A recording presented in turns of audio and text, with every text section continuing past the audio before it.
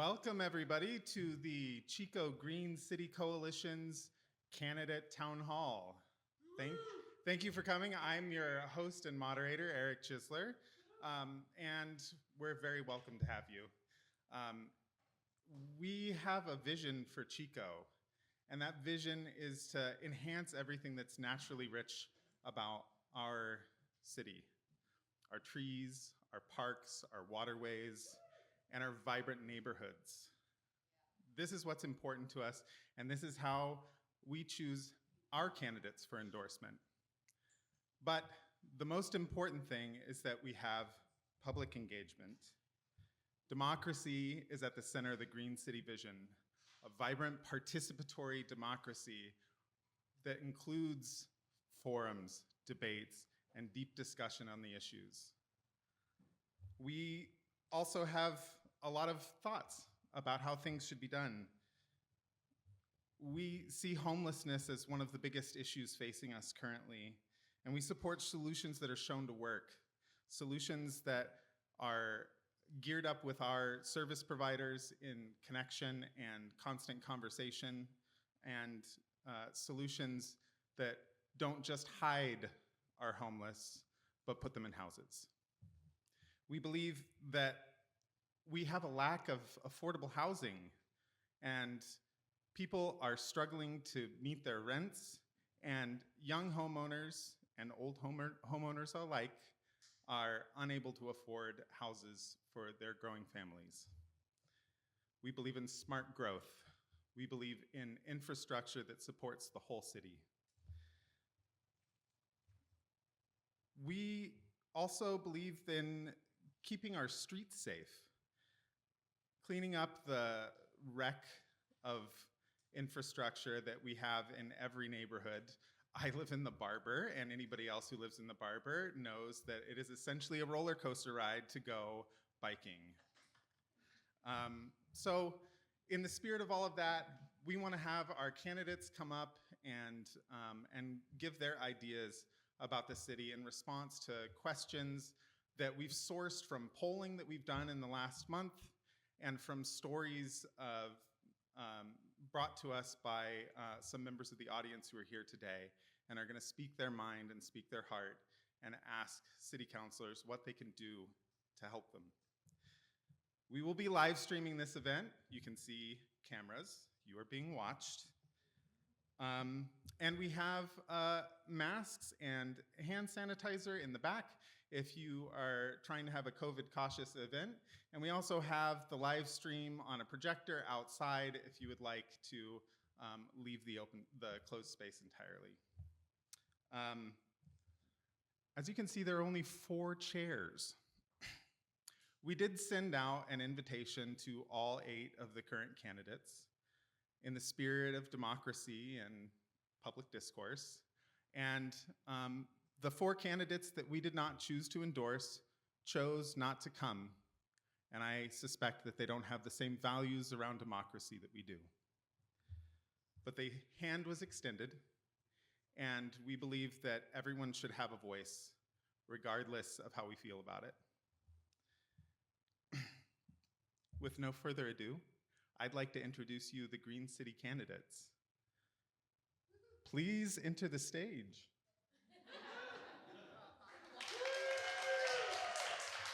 Katie Hawley, our District 5 candidate. Bryce Goldstein, our District 7 candidate. Monica McDaniel in District 3. And the Mike we like, Mike Johnson in District 1.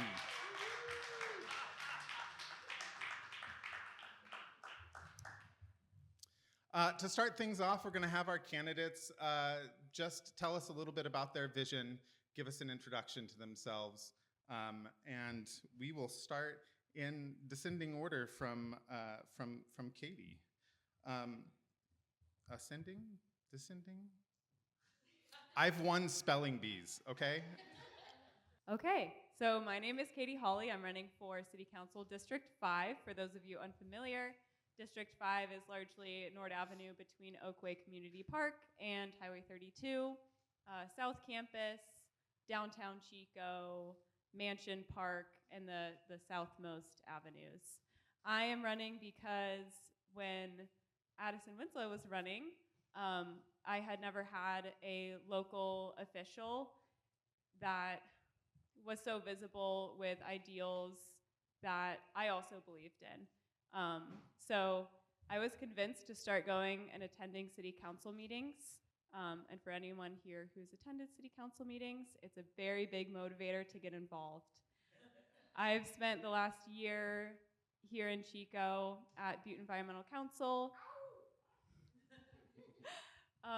learning the back end of hitting grant deliverables and running part of the RARE program, which was our environmental education program, and that was a lot of fun.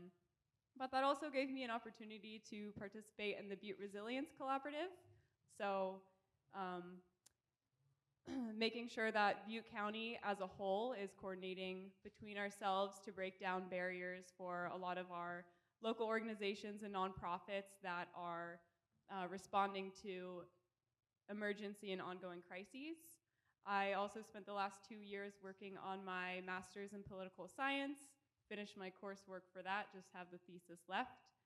But a lot of that gave me education and a lot of local government all the way up to international relations issues. So I'm excited to use some of those skills and bring more affordable housing, complete streets, and climate resilience to the city of Chico.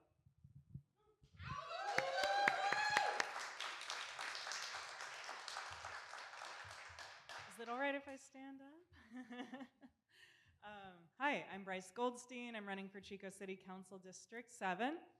I have lived in Chico for about 8 years, and before that, I could be found hanging out in Chico in basements at punk shows or hanging out with my sister after she moved here to go to college. I grew up in Redding. Chico was always the cool place that everyone wanted to live. Even when I lived in Humboldt County to go to college, still had this aspiration of coming to Chico where all my artist friends and musician friends moved to.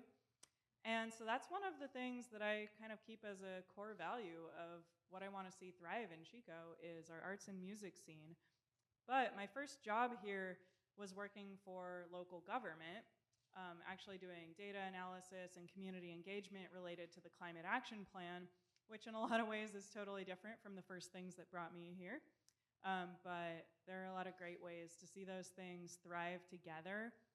Climate resilience in our community benefits everybody, including keeping this a great place where the arts and music can thrive. I'm also really passionate, of course, about proactively addressing homelessness and housing issues in addition to environmental and climate issues. I have rented the entire time that I've lived in Chico, and I've seen a lot of people struggle to afford to live here, especially post-campfire. And I have a vision where Chico is a place that continues to be affordable to people as well as a beautiful place to live where the arts community and the music community continues to thrive.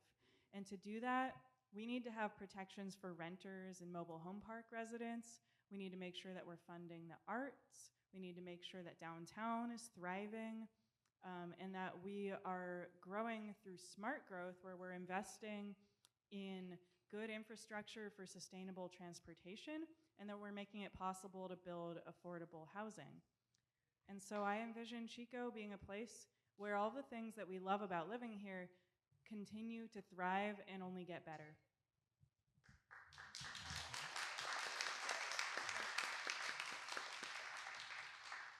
Since Bryce stood up, that's a good idea. You got good energy that way. I'm Monica McDaniel, and I am running for Chico City Council in District 3. This is my second campaign run. I ran 2 years ago for the contested seat. I only lost by 200 votes, so I'm back at it again and feeling really good about it. I moved to Chico because a friend told me to, seriously. I'm from a little town in Southern California called Claremont. It's a little artsy town. And my friend said, you're gonna love Chico. It's just got the vibrant downtown, a little art scene just like Claremont. And they were right. And I got my degree here at Chico State in art and art history. And I decided to stay in Chico and settle a family. When my daughter, I have 2 grown kids, when my little girl was getting dropped off at preschool, the arts coordinator for the city of Chico rode her bike by, very Chico way to share information. And she said, hey, there's a spot on the Arts Commission, you should join. And part of why she thought I should join that is because I'd been involved. During college, I got involved with every different gallery and museum that I could. I was on the board of directors for the 1078 for 7 years, and so it was a natural transition for me to apply for the Arts Commission. And that's how I got involved with city governance. And I didn't realize that that's what I was doing. I just was sort of following the opportunities that were around. And I've been serving on the Arts Commission since 2009. And so I've worked closely with city council through all those years. I've seen good things come and go, and I'm especially upset about what I've seen in the last 4 years. Well, actually more like the last decade, but the last 4 years in particular. And Chico is an arts hub of the region. And so what happened in 2014 is they fired that arts coordinator and they cut all of our funding to the Arts Commission. And that was the beginning of this downhill slope towards cutting commissions out, reducing their meetings. And so I've fought for all these years to keep the Art Commission alive. I'm happy to say that the Arts Commission just got one of its projects approved for the first time in a decade. We're going to be doing art box wraps around the transit boxes around town, around the intersections. And that's why it's a natural transition for me to run for city council. I've been allocating funding that whole time. I'm familiar with ordinances. I'm familiar with how to get things done, and I'm ready to do it at a much greater level. I already mentioned I'm a mom, but I'm also a teacher. I teach art to all the kids in the big school district, and I love that. So art really is my jam, but my community is my jam. And I love Chico, and I love working and serving the people of Chico. Thank you.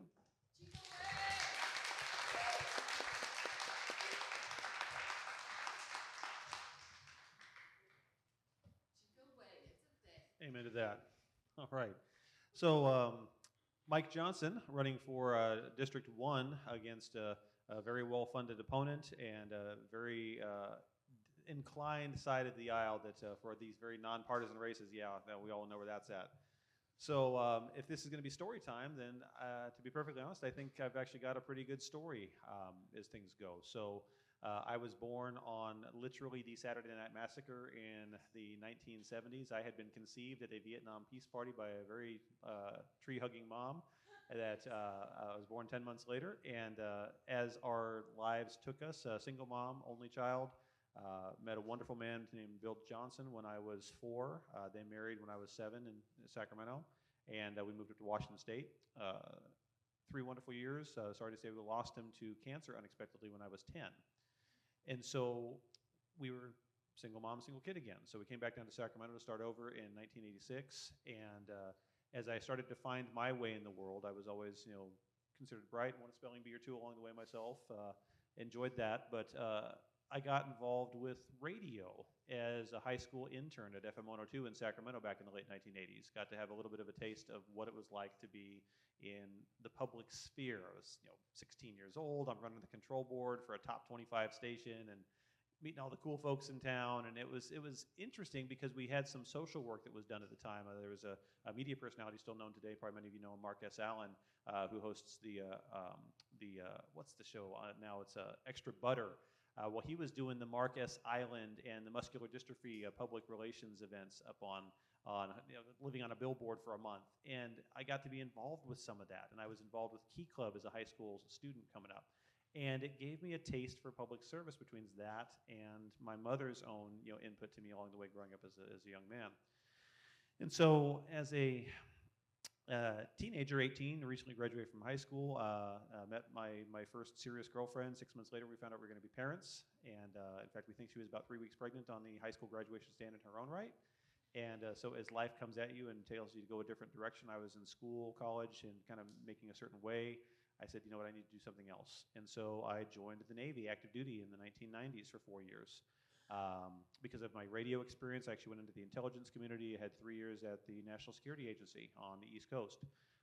Really opened my eyes. This was after the first Gulf War, before 9/11, and it showed me something of the world as it existed in reality. It was much closer to, of course, DC politics. I had a mother-in-law at the time that was involved in Sacramento politics heavily. Got to be down to the U.S. Capitol for some events, and it still continued to get me more and more interested in public service. So when I left active duty in 1998, we came back to Northern California, now a father of 4 children at this point. Had some marital troubles even as young adults together, but decided to go into civilian IT, so I worked for a game strategy company, worked a union job for about 6 months for the state of California at CalPERS, and then ended up at Apple for 3 years. When that got to its point where it was like, I could be making more money doing something else. I had a pretty deep IT skill set thanks to Dad, who'd been an electrical engineer. We always had a computer, even in the late 70s. It's like, you know what? North State makes sense. We've got family up here in Red Bluff, wanted to get off the grid a little bit, and I had no idea what was coming with Chico. First time here would have been in 2005, seeing clients, and immediately just fell in love with the city, fell in love with the community. Thought of it as a jewel that even to this day, it still is. And so when she and I went our separate ways for the last time, I come to Chico 2010. I switched up my majors to poli-sci, international relations. I had actually done a year's worth of appointed school board service there in Red Bluff. Loved that, loved seeing how the sausage was made, working with the unions. And I said, you know what, I want to come to Chico and make my life here, raise my kids here, went to school here. And so that pushed me towards the Navy Reserve. I joined that in 2011. I've been doing that ever since. Got commissioned as an officer last year. Been running my business now for the last 20 years as an IT consultant. Always with a mind towards someday I'm going to throw my hat into the ring. And that took me to this year. I have one of my 5 children, between my second wife and I, is an adult daughter with special needs. She would undoubtedly be homeless if it was not for us in her life. And seeing the ongoing nonsense from the top, from the city council, its perspective on whack-a-mole, on we're going to keep spending money over and over on homelessness enforcement and holding them accountable. And it's like, for what? For being homeless? And hearing this nonsense from Morgan about, we're going to send them back to where they came from. Well, they came from here. My daughter comes from here. I saw what happened after the campfire. And I just reached a point this year. I said, you know what? I can't take it anymore. I'm not going to. It's not enough for me this year just to vote. It's not enough for me to go out there and just walk a picket line. I have to do something about this. And I found out that District 1 was going unopposed. I said, you know what? Against the retired chief of police that wants to sit on the council? Are you kidding me? That puts more money into cops, more wasteful spending, more just digging for China. I wasn't having it. And so Quite a thing to take on. here, more than you know, especially against him of all people. But you know what? As I've gotten into the campaign and starting to get my feet underneath me here, getting to work with each of my fellow candidates that could not have been more gracious, welcoming me into the fold. They all got started months earlier than I did. I couldn't be prouder to be one of them up here. I know we have every possibility that we can flip the freaking council back to something that makes a little more sense, that makes a little more sense for the community. We can actually start getting some things done. We can start dealing with homelessness, dealing with public safety. Up in my district, we're missing a fire station, which is ridiculous after all these years, dealing with ways to get market rate, mixed and high-density housing in place so that we can actually take care of our population here. Why wouldn't we be doing that? And the fact that the council just doesn't get it, they failed us, and I have had enough. So that's what brought me into the race, and here we are tonight. So again, I think on behalf of all of us, thank you for inviting us tonight, and I'm looking forward to these questions tonight, so thank you.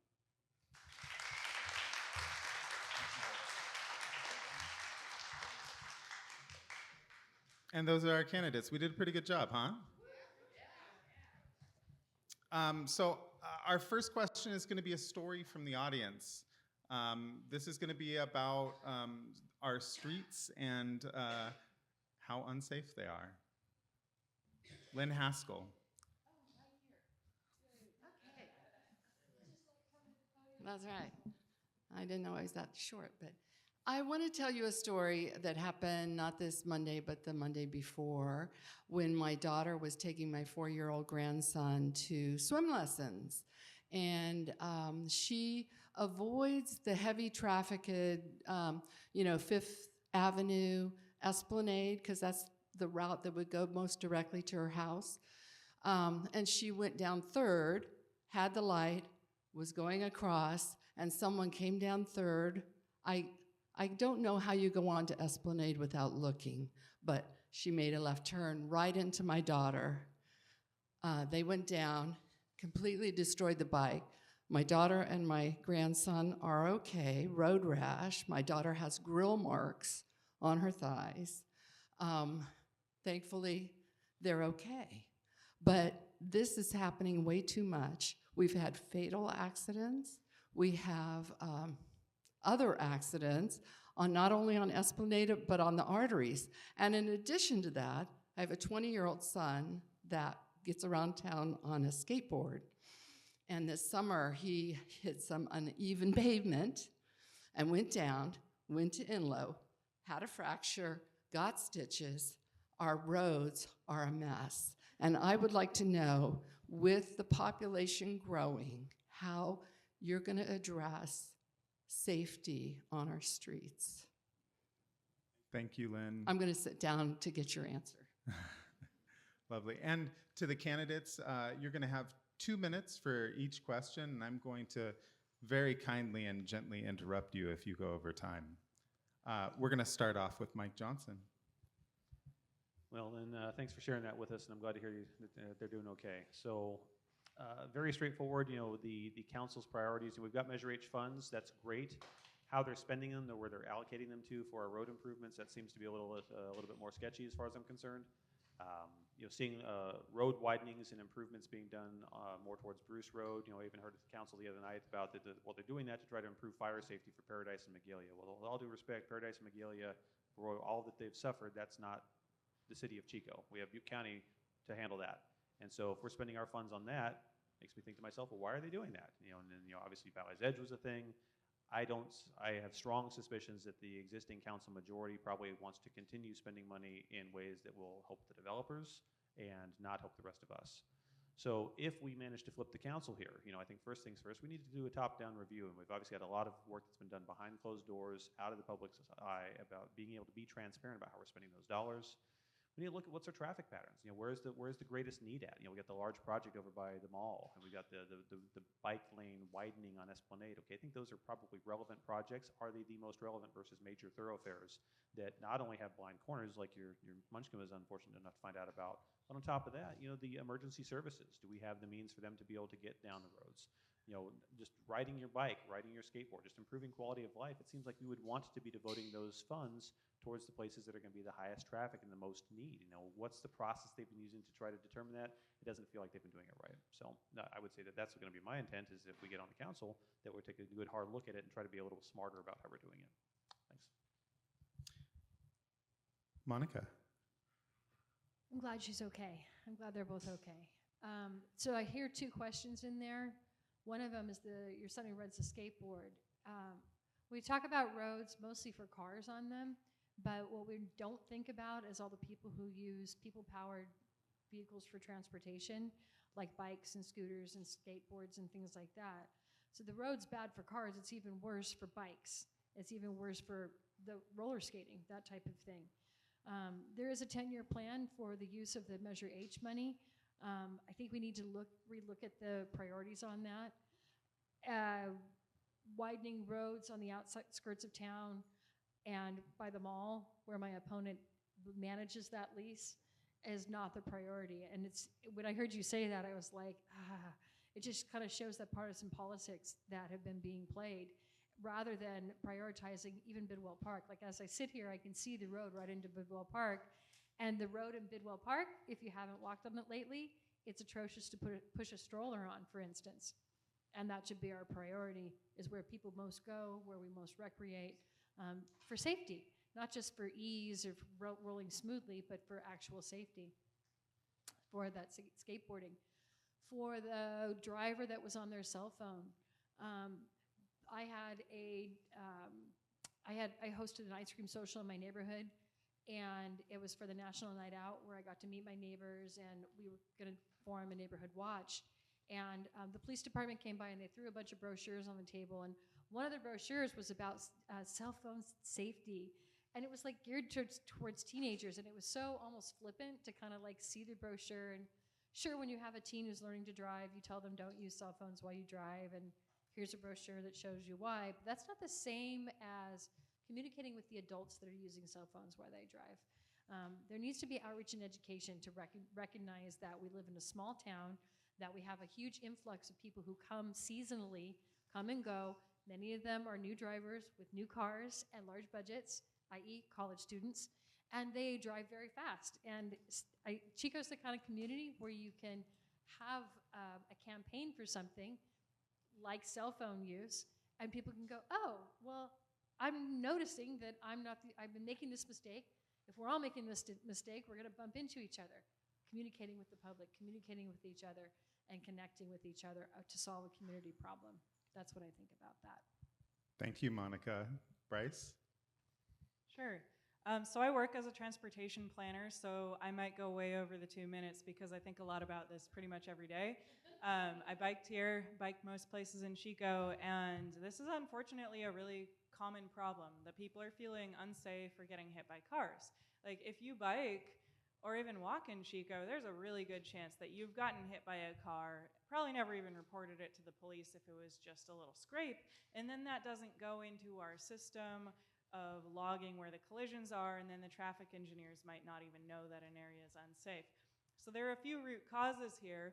For one, vehicles are getting larger, and part of that's because our safety ratings say big vehicle, good, because the driver inside of it's safer inside your big clamshell. Well, that's really bad if you hit somebody because they're probably gonna die. So that's a problem that's at the national level. Something that maybe we could write a letter about, but not a lot. But we can address our roadway infrastructure.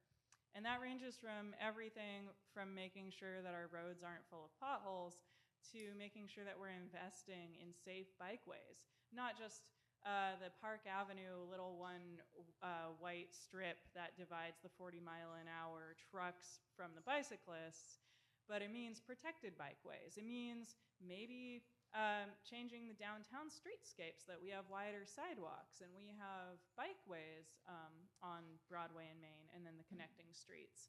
So that helps keep people separated from these big vehicles. We can also apply that to our other arterial roads in town. One good thing about Chico is that we actually do, when we repave an arterial street, we are supposed to add bikeways, but sometimes those aren't very good ones. So we could be also using our funds better. Measure H funds, thankfully, are helping repave our streets. But like Monica said, we need to make sure that we're looking at our core streets that more people use and are more bike-friendly and walkable before we repave roads like the road where a council member lives at the edge of town that's halfway in the county. So my time's probably about up, but yeah, I have a vision of making sure that we proactively plan for safer streets. And one thing I'll add is better transit and better first and last mile would be really great, so that maybe more people can get out of their cars and we can make the core of our city more bikeable, walkable, and transit friendly. And part of that is gonna have to involve making sure that people feel safe while they're walking. That includes street lighting and other ways to make sure that people are comfortable. Thank you, Bryce. Katie? So Lynn, you said this happened on 3rd and Esplanade? 3rd and Esplanade. Yeah, so that is not an uncommon occurrence. We see much higher rates of walker and biker collisions with cars in the areas that should be most friendly for walkers and bikers. That's why there's so many walking and biking traffic. So Esplanade is one of the highest rates of collisions in town, as is our downtown Chico. When we think about these roads and these neighborhoods, these are the places that should be the safest and most accessible for people who choose or have to walk, bike, or use a mobility device. So when we are neglecting the data, essentially saying we are having much higher collision rates in these areas, and there's not an immediate boots on the ground response to that, I think that there's some other factors to blame besides texting and driving. Negligence can be a factor for sure, but we have to look at what are the areas in town where we're having this problem, what are the areas that we're not having this problem. It is very, very smart to have physically protective infrastructure in place for walkers, bikers, people taking mobility devices when we're using streets that have a very high and fast flow of car traffic. So those are some of the changes that I would like to prioritize. We were talking about the 10-year Measure H fund allocation plan earlier.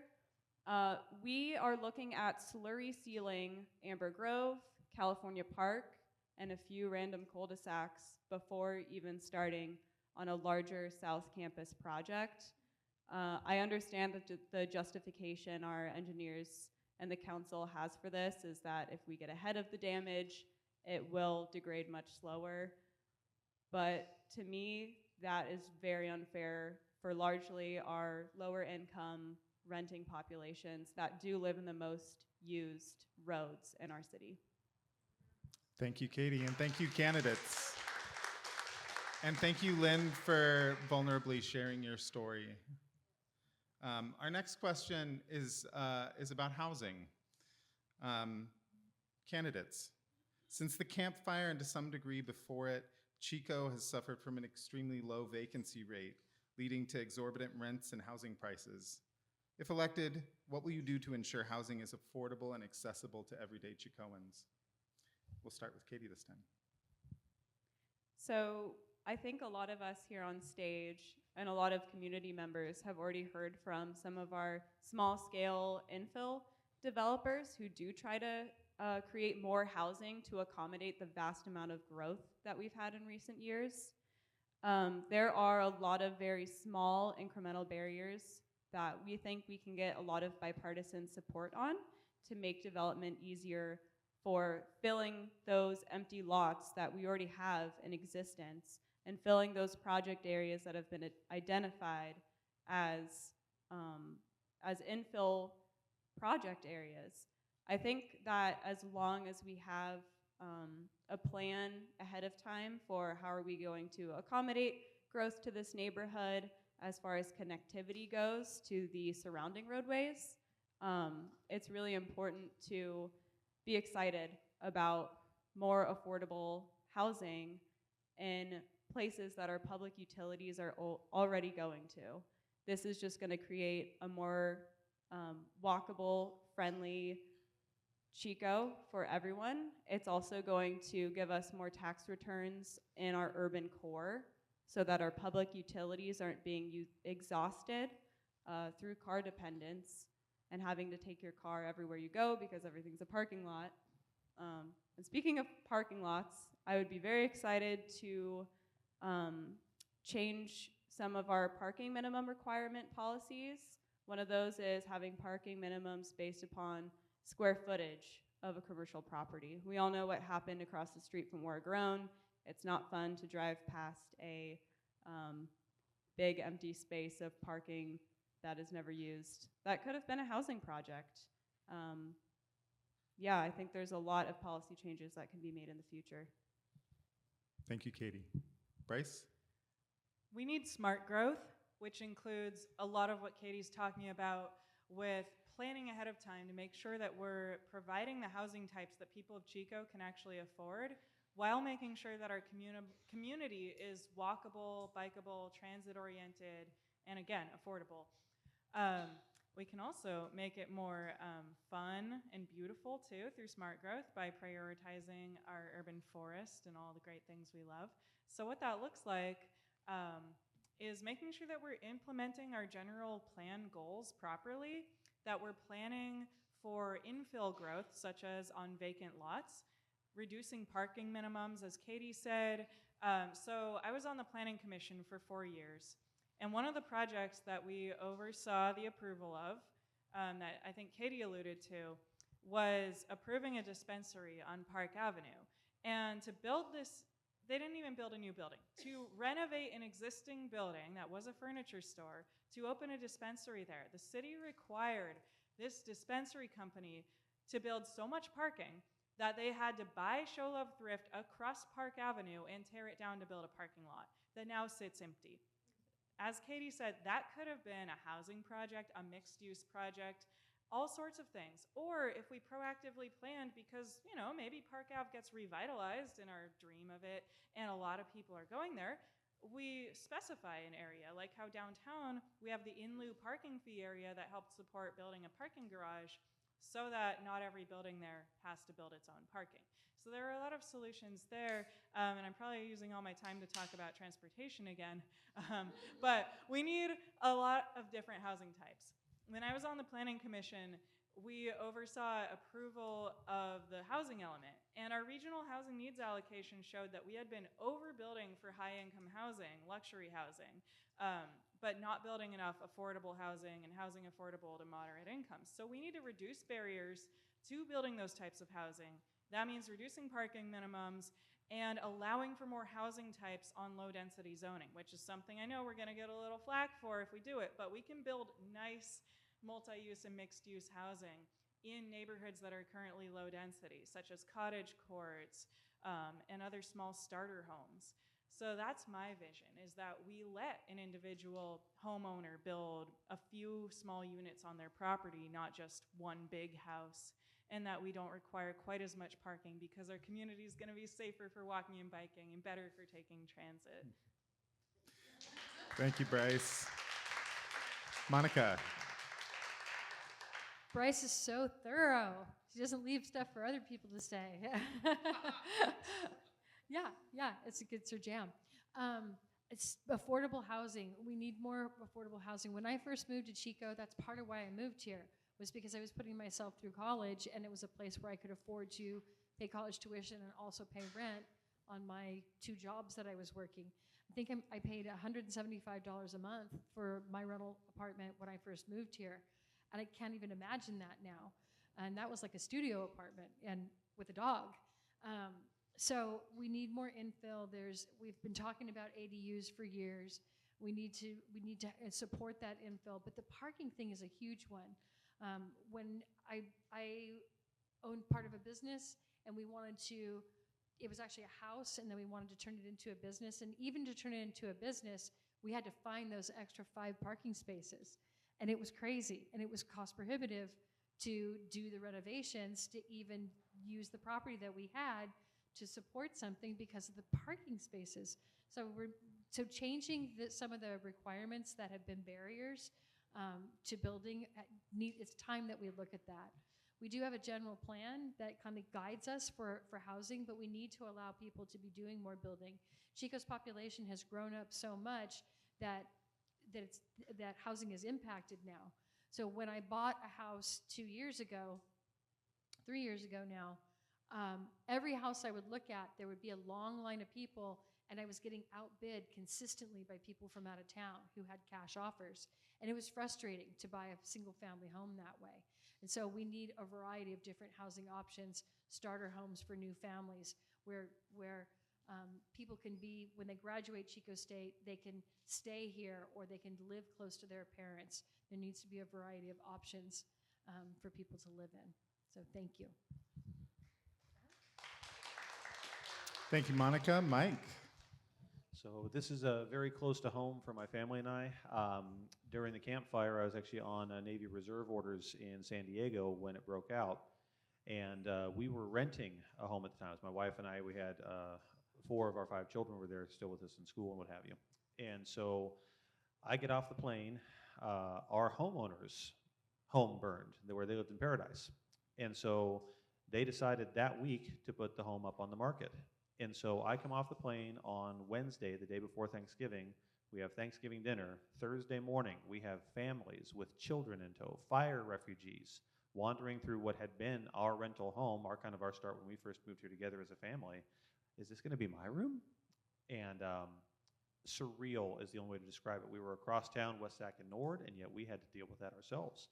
We were about a year away from being first-time home buyers in our own right. We had 3 of our kids were approaching college age, and within a year or so of that, we're getting ready to move out into their own rental properties. And so $85,000 one night.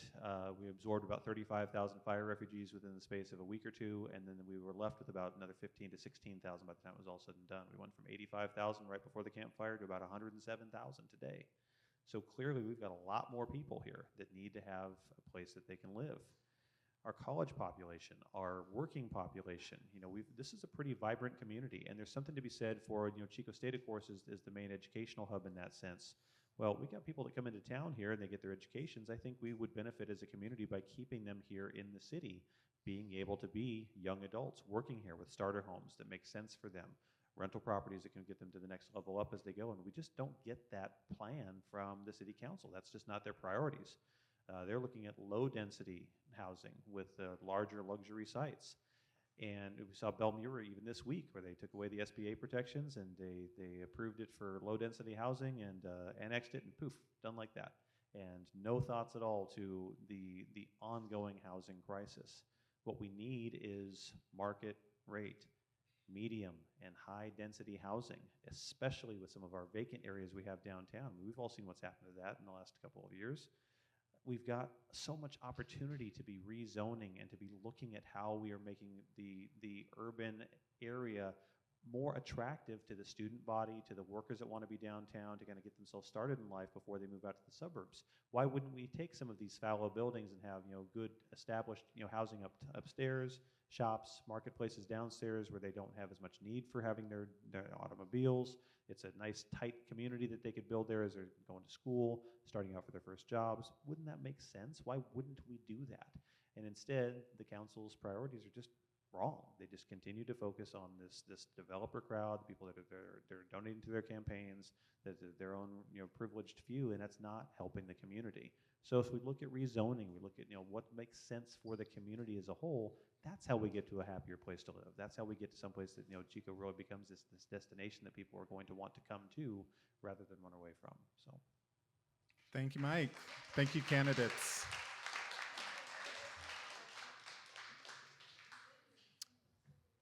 For our next question, we're going to be bringing up a member of the community to tell a story. Some of you might recognize this person who has already done the work that these four are proposing to do. Alex Brown, former council member Alex Brown. It's a little high. There we go. Hey, everybody. Yes, I am a previous city council member, and that's the perspective I want to approach you with today. And I want to talk about something that I don't think we discuss enough, and that is staying power. I've served for 2 years in a Democratic council majority and 2 years in a conservative supermajority, much like Councilmember Winslow is serving in now. Both of these terms of service for me were disappointing and challenging in a variety of ways when it came to getting real, tangible, progressive policy work done. Your policy ideas are obviously an important piece to the puzzle of public service, and I love hearing them tonight. But once you're in that seat, you will experience pressure, public discourse, and criticism at a much greater scale than you're currently experiencing it. For 4 years, I watched council members on all sides of the aisle shifting their stated values to align with the greatest likelihood of public praise. They chased the ego high of popularity at the expense of sound public policy and thoughtful collaboration. I myself had my queerness, my youngness, my gender nonconforming presentation and character turned into public smear campaigns meant to dehumanize and discredit me. And the majority of that occurred while I was on the Democratic Majority Council.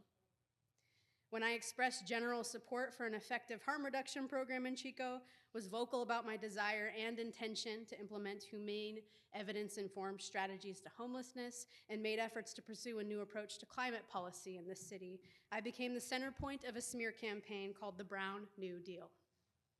As the liberal minority in my final 2 years, I had to be the lone voice in advocating for public, not closed door, discussions around issues that affect every single resident here. The same is happening with Councilmember Winslow now, who's currently being targeted for highlighting the lack of public involvement in what should undoubtedly be a public process. Our commissions have been stripped of any real influence on policy outcomes. Our council majority act as power brokers rather than public servants. This is nothing new. Our system is not working for the people. It's unacceptable, and we need more leaders who are going to do the hard work of shifting that paradigm. Whether you admit it or not, you will be affected by the ways in which the public and your opponents weaponize your policy decisions, your marginalized identities where they exist, and your character. I'm not interested in leaders who aren't willing to fight for outcomes in this city and who aren't willing to see their own promises through. So my question is twofold. If in your first 4 years, which is a very long time, how will you prioritize consistency, authenticity, and transparency about your opinions in the policymaking process? And how will you ground in that? Not if, but when those who disagree with you use every mechanism possible to undermine, discredit, and pressure you and your colleagues to sway in another direction. Thank you in advance for your answer. Thank you. Thank you, Alex, for your question, and thank you for your service. We all appreciate it. Mike, you got the mic in your hand. Do you want to take it off? Mike Jack, I'm right here. Well, first of all, thank you for the questions, and it goes right to the kind of the heart of the matter is that you talk about really what comes down to is leadership. That I think there is a necessary arrogance on the part of all of us that are running, anybody that seeks public office. How could I possibly know what you folks need that are the ones voting for us? And I think the nature of authenticity, as you put it, is critical. You have to be true to yourself. You have to have some sort of a North Star. What are your values? What do you govern based off of? And so a lot of what I see in politics around the world, and certainly here in the United States, certainly here in California, most certainly here in Chico, is that a lot of it's positioned as what's called a zero-sum game, that you can only have this or this, and never in the middle can they meet. You know, I'm a business owner, so I understand what it's like for the developer community that wants to make a profit off of their properties that they've bought and the buildings that they build.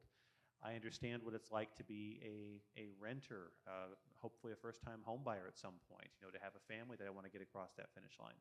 And so there are ways to get to that end of it by having what it really comes down to is public input, conversations, you know, making sure that you're always true to what you yourself believe in. If I've got somebody that comes up that says, I want this, and I've got somebody else come up that says, I want that, where can we find that common ground? What can we do in the middle that actually makes sense? And at the end of the day, if you can't make everybody happy, which seems to be the case most of the time, then you got to make a decision. And so, you know, with my military experience, you know, I see this all the time. You know, sometimes we have to make decisions that frankly put people's lives at risk. How do you make that call? And it's never intended to really be easy. I think it's just the nature of the problem itself, but it involves shining a light into the dark corners. If you see people that are wanting to manipulate the process, manipulate the system, you know, leverage power for its own sake rather than actually doing something meaningful with it. I've never understood why somebody would want to run for office and then do nothing with that power. To my mind, it's a gift. You're being entrusted to please take care of me. If I have somebody stop their car on the side of the road and says they need a hand, I'm going to give them a hand. I'm not looking for how can I capitalize on this or steal their car or run away with their clothes or whatever it is that's going to somehow benefit me in the process. It's because they need something, and I've agreed to stop and help them at that moment of need. If I'm going to run for office, especially long term, then you have to be able to stick to it even when you have the very unpopular time where you're being used as the cannon fodder for whatever the other side's agenda is. Shine a light on that. Get out into the public. You know, point those lights at the darkness that they're trying to bring and say, you know what, we have a better way. We can actually achieve what it is we're trying to do without having to give up half the side in the other process. I mean, that's just how I see it. That I think that the more authentic you can be, true to yourself, that's how the public learns to know you, to trust you, and hopefully to continue trusting you with making good decisions as their representative. Thank you, Mike. Monica?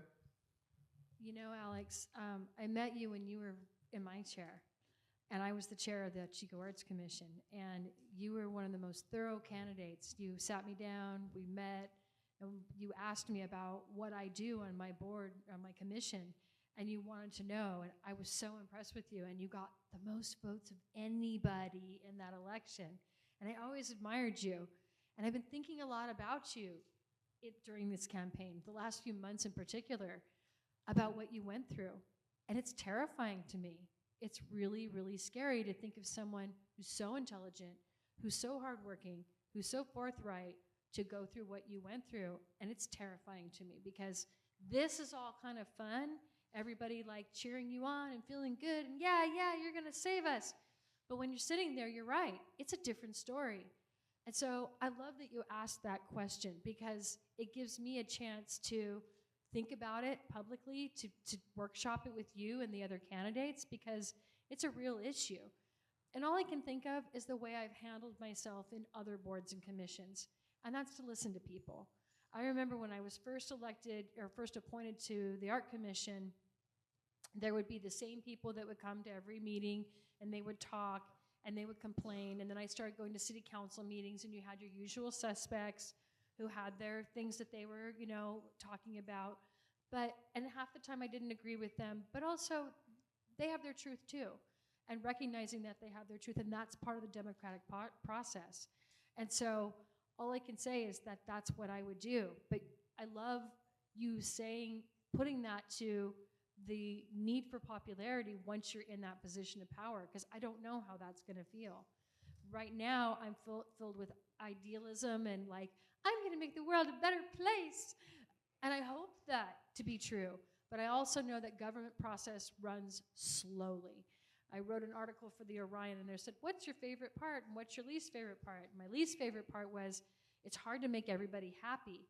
And it's important to talk to city staff, to talk to your fellow council people, to talk to constituents, and talk to people whose lives that those decisions are going to affect. And that's the best I can offer. But you got me scared because I don't know what it is they'll say about me.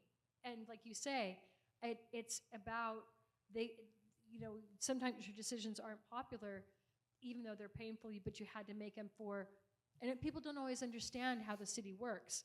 Like when we did the bike path that's now getting the bridge over it, we did the purple poles, and people are like, purple poles? You spent my tax dollars on purple poles? And no, that was a grant from Caltrans that the city engineer office did. All we did was pick the color of the poles and bless it, kind of a thing. So people don't always understand how government works.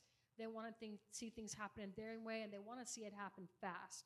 And so all I can say is that, for one thing, adding transparency back and adding the support of boards and commissions back, that is huge, because the council in the last few years have taken away their public oversight committees, which are the boards and commissions, by reducing, like the Climate Action Commission, for instance.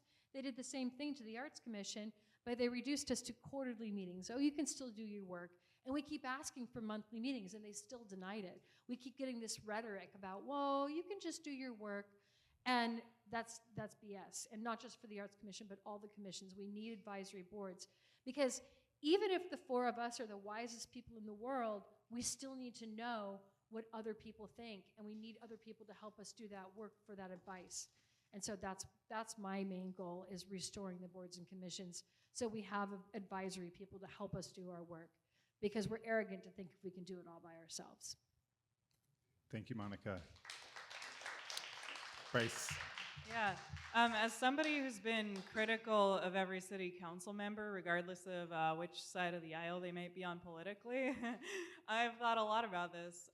It doesn't mean I have the answer, but one of the things that deterred me from running for a while was the idea that, I'm probably going to receive a lot of criticism for everything that I do, and that karma-wise would make a lot of sense. I remember the first political campaign that I volunteered on, in fact, was Alex Brown's 2018 campaign. And then I was also a little critical of the liberal majority that Alex was a part of course, more critical of the other side. But basically, I'm more afraid of the people I generally like and agree with being mad at me than I am about, say, a very far-right person being mad at me, because I expect the latter. So one of the examples where I've already kind of seen this happen is as a person who advocates for safer streets for people who don't drive cars. I really want to see downtown have bike lanes.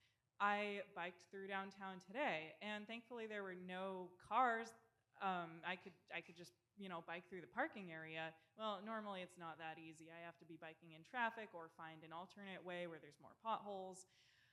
And not everybody agrees with me on the downtown thing. Like, a lot of people have had the reaction of like, I hate that city council is trying to take away a lane of traffic. They're so corrupt. And I'm like, oh, actually, so I kind of want to do that.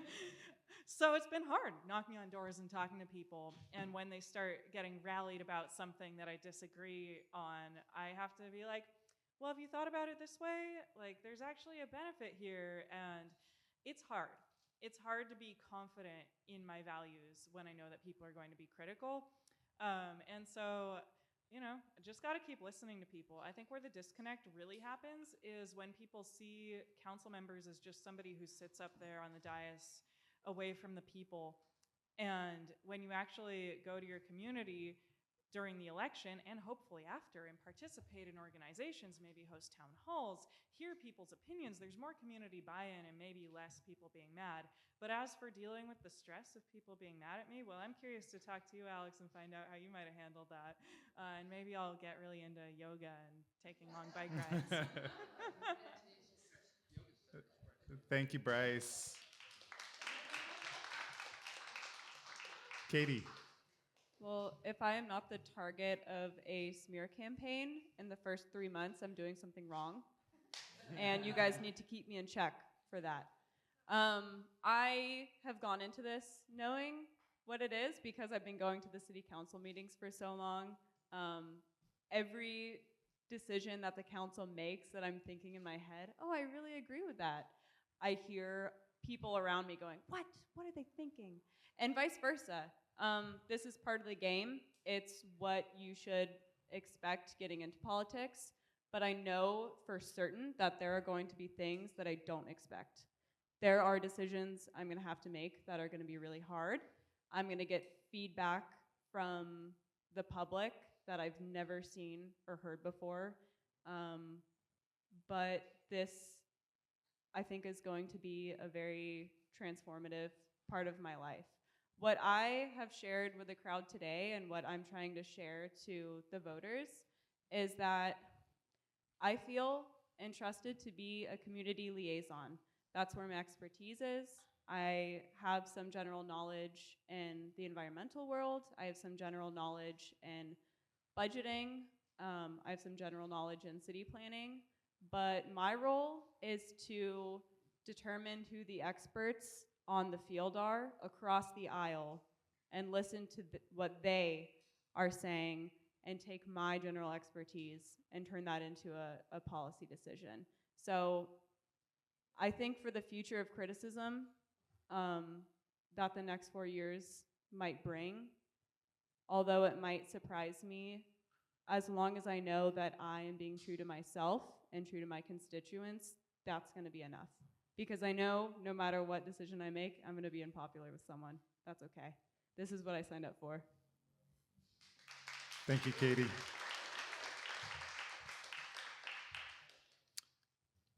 For our next question, we have another member of the community who's going to come up and tell us a story and ask a question to our candidates. Siana Sonokwi. Hi, y'all. Y'all are so cute and funny. Okay, I'm going to tell you a story about a community member of ours that lived and died in the alley behind Chico Meat Locker. It was probably the winter of 2019. It was cold. People had died already being out on the street. That has a thing that happens every year. But the city council was kind of like, what's that word? Like a standstill. They're just like, nobody's making a decision, blaming the county on, it's their job to bring a warming center around so that people that are too poor to afford housing can be warm and not die in the winter. So they were blaming the county, and there was a constant fight between people like me and there were many of us that were advocating to say, yo, our friends are dying, we need to get them inside. It's a simple live or die situation, and there was so much politics involved that it just wasn't happening until one day, the Mayor Stone at the time, surprised us all and made this decision that there was gonna be a warming center in Depot Park. Like literally blew our minds. I was getting gas at the gas station on Park Avenue, literally ready to go home and play video games with my kid, and I got a call from the city manager at that time, and he's all, Siana, you guys got what you wanted. We're gonna put a tent up in Depot Park. Mind you, this was a very expensive, ridiculous tent, and it wasn't really shelter, but whatever. And he's like, Sienna, if you want to, you know, you got what you wanted. If you guys want this to work, you better go make people go to it, you know? So me and a bunch of other advocates went driving around town in this freezing cold to try to convince people that were homeless to come to this warming centers, particularly people that were super vulnerable already, that, you know, had health conditions that could make them die, people that were alcoholics that could often not feel how cold it is outside when you're outside sleeping in below freezing weather. Anyway, long story short, I'm in the alley. I went to multiple encampments. You know, we got to talk to people about, do you want to bring your dog? Do you want to bring your bike? Do we have a bike? You know, I know you don't like this guy, but he's going to be there. You know, there's a lot to figure out, and we're all doing this on a volunteer basis because there has been no proactive plan to take care of human beings in our community when it's cold. Because the counselors at the time, bless you, Alex, I love you. The counselors at the time, you know, there was just a lot of fear about making a decision that would risk their ego or their votes or whatever. That night, after going from encampment to encampment, me and my homie that helped me go, you know, he was a homeless guy, and we would go talk to everybody together. We went into the alley, and there was a man there, and we all knew him. He had been sleeping in that alley, and he was dying of jaw cancer. He had been living on that street for years, and for the last month, all of us who were working with people on the street saw his face deteriorate and start to, it was so bad that he couldn't smoke a cigarette with lips because he didn't have a bottom part of his jaw. This man was living on the street with no services, hardly at all. And that night, we drove up to him, and we had a box of Lucky Charms in the car. We asked him if he wanted to go into the warming center. He said, no, I'm hungry. And that's when I watched him take that Lucky Charms box and pour it in his neck because he did not have services. He's on the street, and about 4 days later, he died. Sad story. However, my question is, with the bright lights of progress that you bring, what will you do to help address people that are too poor to afford housing and are often sleeping in public spaces in a proactive, sustainable, and meaningful way? How will you address these issues so that we aren't reacting the minute we get a notice that it's 32 below? Thank you. Thank you for your story, Sienna. Katie, would you like to start us off? Sure. So a pattern that I've seen on the city level for sure has been a lack of people who actually work with the houseless community. A lot of the decisions that are being made right now in response to the settlement agreement, and the city basically trying to get out of certain portions of it, is people who have actually worked with the houseless community and know for certain what works and what doesn't work aren't in the conversation. They're not in the meeting room where these decisions are being made. I think there's a pattern of a reduction in transparency across the board, of course, with our commissions that Monica was talking about earlier, but even worse so for these very heavily politicized issues. Homelessness is one of those issues. It's super vital to get people that are actually working boots on the ground into these conversation rooms and into the decision-making table to be able to find an effective solution. I have not worked with homeless individuals besides the brief times that I've worked with Safe Space, just on a volunteer basis. So I know I'm not an expert. But I do trust myself to do research by reaching out to the community members that have a lot of experience with this. And what I do know is that having a safe place to stay where fresh, clean water, clean bathrooms, showers are available to people in a small enough scale where they feel safe. It's not a blanket cure-all solution, but it is one vital step to say we're not just clearing encampments, we're providing people with a safe space to go.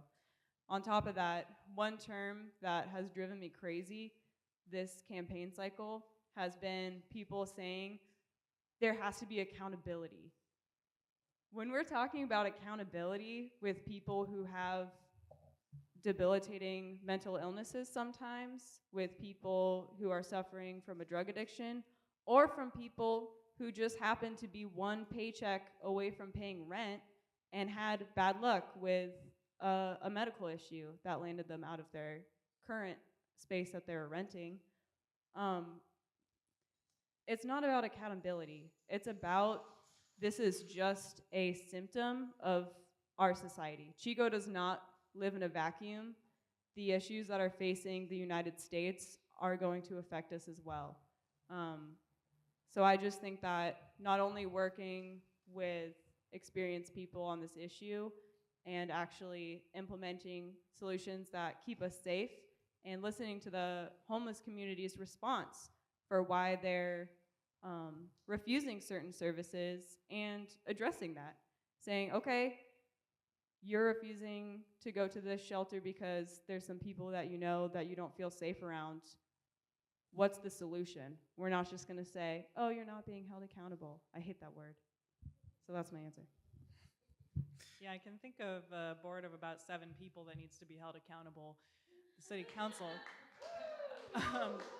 Also, tying it back to like accountability for the things that we're running on and things, like Alex was talking about, hearing the stories of people like Sienna, and when I can find the time volunteering at Safe Space and hearing the stories of people in our community who are suffering from homelessness, that helps remind me why I'm up here running for city council. Like volunteering at Safe Space for years showed me that we are in pretty dire circumstances and everybody has a different reason for being homeless and needs a unique way of getting out of that. So thanks for asking that question with such a moving story. As far as solutions, I think a lot of us will probably say some similar things here, but a managed campground is a really important first step because I think everybody can agree that we don't want people to have to be living in the parks. Whether you're a business owner or a activist, like we want people to be safe. We want people to be sheltered and have food and have opportunities to get out of homelessness. So a safe, sanctioned camping area that's secure for people, maybe multiple areas because not everybody can be in a closed space.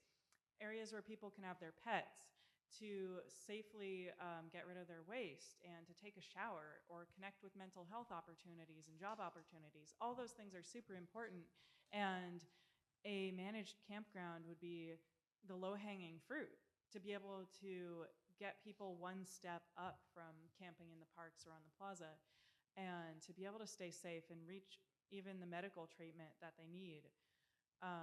From there, hopefully we can expand on our existing shelter services like the Torres Shelter, the Pallet Shelter, Safe Space, Chico Housing Action Team, Jesus Center, all those great things. We need to make sure that we're supporting and working with them because we have seen that the city has, in my opinion, undermined the efforts of some of our providers or just maybe only as a last resort worked with them. So as a city council member, I intend to actually talk to the people from all the service organizations and figure out what do they need, even if it's helping identify zoning that can host a safe space intake center, for example, or a place where Chico Housing Action Team could build a housing project.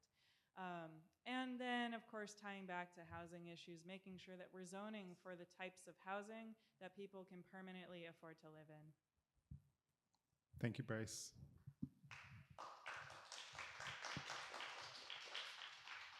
I was at the bonfire, Sienna, when you told that story about that man, and it just tore my heart out.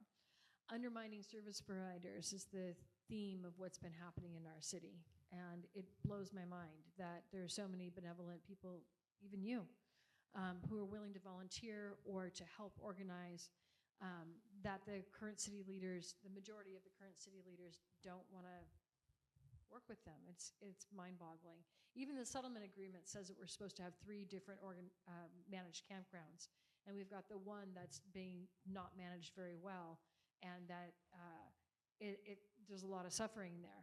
And they say, oh, well, we've cleaned it up now. It's so much better, and it's kind of appalling. And so I don't think people really want people camping in the park or in bike paths or near schools, but yet when we go to forums, we hear the rhetoric of we're just going to clean them out and then figure out where to put them, kind of thing. People are individual. Even all the people sitting in this room and all the people sitting on the stage, everybody wants and needs a different thing, and we all have our civil rights. And so providing a variety of options for people that have a variety of different needs is what's critical. I have not worked with Safe Space, but I've talked to the Safe Space with Hillary, and hearing about the ridiculous hurdles she's facing from city staff, which is coming down from the city council, because the city council are the city staff's bosses. And so for the city manager to be playing those games with Hillary and even you for warming centers and for safe space locations, that means that's coming from council. And so, because council are the bosses of those people. And we need a more welcoming, more benevolent city that considers people's needs and their civil rights. And I believe strongly in a managed campground that has small numbers to it, that can be self-governing, that could help people rebuild their lives. And with services, not just like a shower, like a group shower, so that people can so people have access to hygiene, things like that, so that they can feel human again. That's so critical in order for people to want to participate in society. So I don't have all the answers, but I think that listening to people who have done this work is a critical step in the right direction. Thank you, Monica. Mike. So one of the unfortunate realities of the world is it's very hard to put yourself into somebody else's shoes. Regrettably, much of the population, even right here in Chico, doesn't really give a damn about homelessness other than the fact that they don't want them in their garages or in their parking lots or at the public parks. And so I think back to what it means to win hearts and minds. There's been a lot of studies done on how did the Nazis ever come to power. And one of my favorites was an educator and a researcher named Hannah Arendt that wrote about the banality of evil. How did we get to a point where we could start classifying people by the millions and putting them into train cars and sending them to the gas chambers? And it's something that happens over time. It's something where people lose their ability to see the person in front of you. One of the unfortunate realities of what we see at the council and what we see in a large part of the community is that they do not see the people that are walking around homeless as people, that they're just a nuisance, they're a problem. And so looking at how to resolve homelessness, if I think about, we've probably all heard the term the body politic, right? You got our homes, we got our streets, we got, it's kind of, it becomes the body. Well, homelessness as a concept is kind of a cancer on the body politic in that sense. It saps our resources, it takes our time, it costs, things that we need to be able to try to work with. And so, well, if you have a cancer of the body, what do? You get surgery, you can cut it out. Well, we can't really do that with a human life. We're not going to go around have people that are going to do that sort of Nazi stuff. And so how do you treat a cancer? And you treat it by treating it. You treat it with targeted medicine and therapy and what's needed to reduce that cancer. And so homelessness really comes down to three basics. There's going to be kind of your low-hanging fruit. They're either the one financial paycheck away from an emergency, or they're fleeing an abusive situation at home, whatever, campfire, park fire, whatever their cause that's put them out on the street. Those are going to be your ones that are probably the easiest by extension to deal with in a sense. They need a leg up, something to get going. Your next one's going to be your substance users and abusers, people that have gotten themselves in a bad state that's affected their ability to be able to function in society. And then you have your third leg, which is going to be your mental health, which is going to be sometimes those are going to be caused by substance abuse, caused by abuse, but sometimes just innate. My daughter's had mental health issues for her entire life and would not be able to function in society. How do you help each of those groups to try to reduce that footprint? And so this talks about like the managed campground. I'm trying to resist the term campground because there's nothing fun about being homeless. I've heard the council talk about, it's Chico's Gucci. This is the place to go to be homeless. We got people coming in from all over the country that want to be homeless here. What a joke. The studies do not lie. 75% and up of homelessness occurs within 50 miles of where you first became homeless. That's just the stats. That's the data. And so if we look at how to resolve homelessness, we talk about housing first. You got to have a roof over your head. If you don't have a roof over your head, everything else is out the window. Sanitation, running water, temperature protection, the ability to have some access to food, the ability, to removing barriers like your pets. We have shelter sites that don't allow pets. Well, for a lot of homeless that have lost complete trust and faith in the system and the belief that the entire city and the cops and everybody else is out to get them, yeah, they're not trusting of the fact that somebody might come along and say, you know what, we want to help you. And so they don't believe it. And so that really even becomes the first level, is trying to get that trust in that, yes, we will provide you with an enclosed space where you can be safe from the outside world. We can get a temporary roof over here. Examples like Everhart Village, the tourist shelter, pallet shelter. We're actually showing that we can really do something about homelessness. The studies show 20 to 30 population sites are the ones that are the most effective. If you have a managed campground of 150 people or more, that's much, much harder for social services to get to keep clean, to be able to have a place where people can get off of whatever their problem is in life and be able to come back into society. Instead, we keep spending all this money on enforcement and accountability that doesn't really solve the problem. It just pushes it from one backyard to the next backyard. And everybody says, well, NIMBY, not in my backyard. You're never solving the problem, so how could you hope to deal with it? The council either doesn't understand it, or God forbid they do understand it and they don't really care. Either way, because they have failed, they've had their chance and they're not doing anything about it that makes sense. They want to keep on digging for China, spending more money on nonsense that doesn't solve the problem, doesn't keep us any safer in our homes. Frankly, on top of anything else that I've already said, it's just the right freaking thing to do. I want Chico to be a city that people are proud to live in, that we say, you know what, we take care of our own. And if I hear, that a couple weeks back, 3 weeks back at the September 3rd council meeting, the mayor, out of his own mouth at the dais, well, a lot of them are going to just die anyway. I couldn't believe it. That's your citizens. Nobody made you run for office. Nobody made you raise your right hand and say, you know what, I'm gonna do this job. And to just wipe off the map almost 1,000 chronically homeless people, which is what's 927 chronically homeless in Chico, to think that process through as to how you're going to then approach all of your decisions about homelessness, nonsense. Get out of there. Make some room for those of us that will actually want to go in, put the time in, put the work in, and do something to not only improve the community, improve public safety, improve human lives, but actually just kind of improve what we even think about ourselves as a city. To my mind, that's what we should be doing, and I think we have the power to do that if we can get enough of us elected this cycle. So, Thank you, Mike.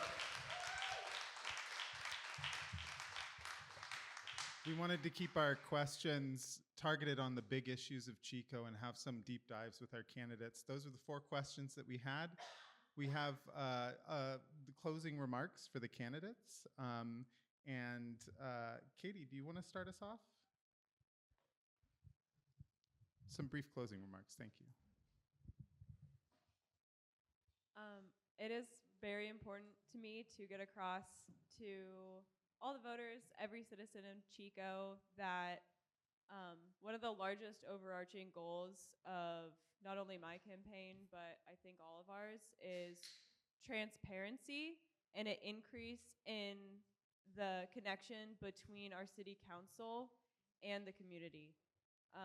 Every policy decision made should be inviting to the public. If there's an issue at hand that has a lot of politicization behind it, let's get a think session together. Let's get a community forum and see what the public thinks and see what are some of the ways that we can move forward from that. So I guess my closing statement would just be that feel free to email me at info@katieholly.org. I'm trying to be as responsive as possible with every single community member that reaches out to me. So if you're questioning that, try it out, ask some of my policy ideas, yeah, and we'll move forward. Thank you, Katie. Thanks, Katie. Well, one thing I didn't quite mention tonight yet is that I've been working on advocating for renters in our community for a long time. So I just wanted to throw that in there before we leave tonight, that that's something that will be another priority and also ties into pretty much everything, but especially preventing people from becoming homeless and addressing our affordable housing issue. We need to be enforcing our statewide tenant protections, as well as hopefully we don't have to do this very often, but in the aftermath of wildfires, our emergency price gouging ordinances. we've kind of failed on this and let people get kicked out of their houses and price gouged. So that's just another one of my priorities. But in general, I really want to make sure that people can afford to live in Chico and afford to do the things that they love here, not just, work 7 days a week to survive. And that includes playing music, which, side note, right now there's a show at my house in the backyard that I'm running a little late for. My band's playing, so yeah, tonight. So, ask around if you're trying to go to that afterwards. It's only till about 9:30, so we don't annoy the neighbors. Yeah, I am plugging my show right now. It's a benefit for my campaign, I should note. You can buy shirts there and stuff. Anyway, so I really want to continue having cool things like that happen in Chico, where we can tie together our local politics and our music and our community-oriented events. So it's been really fun campaigning because of that. And if you want to get involved, I encourage you to, check out my website, brycegoldstein.com, or come to our volunteer training tomorrow at 5. You can, ask us more about that on the email. And you can knock some doors with us.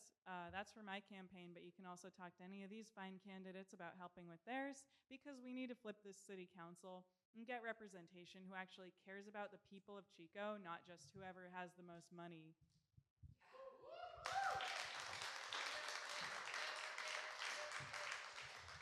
Thank you, Bryce. Monica. I think the one thing I haven't talked about tonight is one of my priorities is public safety. I have been working with the Police Community Advisory Board for the last 9 months with a panel of people that represent different diverse populations. I'm trying to work on a strategic plan with the police department about how to make them not quite so scary. And public safety includes people who don't have houses. And so safe for all of us is what's important, and those considerations of not us versus them mentality, but all of us taking care of each other mentality. We touched on the Chico way. When I first moved here, I heard that term and I didn't know what it meant. I thought, oh, these Chico people, they're just cliquey. But then I realized that means it's a community kind of love. Chico's the kind of place where there is inclusion, where there is people who care about each other. The Our Hand sculpture in front of the City Hall represents that. It's about bringing everyone in and participating together, and that's very much what I'm about. Thank you.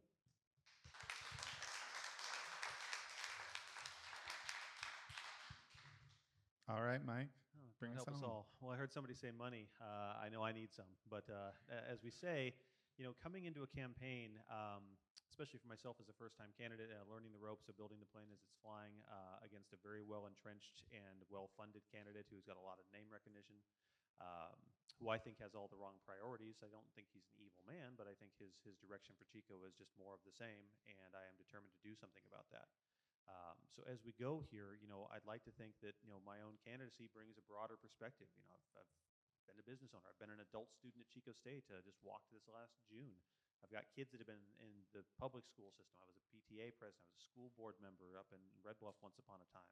I'm active in the community in so many different spheres. I think that's kind of what the council frankly needs. Plus, I've got the homelessness aspect that we live with that reality every single day. I came here tonight from Butte Behavioral Health with an appointment for my daughter. Went to Sacramento to check on my mom. Came back here back to Chico, and she had her appointment this afternoon at 4 o'clock, and I came here from that after dropping her off at home.